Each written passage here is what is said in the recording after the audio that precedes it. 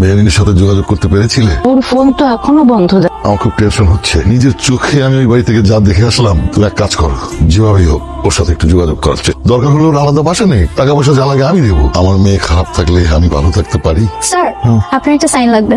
Nice perfume. Thank you sir. কথাগুলো একটু সাবধানে বলবেন, কারণ জানেন তো আপনার ওয়াইফের চোখ যে 3টা। আর সেই 3 নাম্বার চোখটা আপাতত কয়েকদিনের বন্ধ রাখার ব্যবস্থা করেছি। আপনি ফাইলটা সাইন করে দিলে আমি চলে যাচ্ছি। ম্যাডাম আসসালামু আলাইকুম। ওয়ালাইকুম আসসালাম। ম্যাডাম ফাহাদের কথা কি বলবো, ফাহাদ তো অফিসটাকে পার্ক বানা ফেলছে। মানে ও মানে মীরাকে নিয়ে যা তা করতেছে অফিসে। আমি আর জামশেদ ভাই একই সাথে তোমাদের কোম্পানিতে জব স্টার্ট করেছিলাম। দেখো, তোমাকে বিয়ে করলাম, কোম্পানির ডিরেক্টর হয়ে গেলাম, হঠাৎ করে পজিশন চেঞ্জ হয়ে গেল না, আর জামশেদ ভাই আগে জায়গায় হয়ে গেল। জামশেদ ভাইয়ের ভিতরে তো একটু জেলাসি কাজ করাটা স্বাভাবিক, তাই না? আমি হলে তো অবশ্যই জেলাস হতাম। অন্যের পিছনে না লেগে নিজের কাছে ঠিক মতন করেন। মেহরিনের কোনো আপডেট আছে?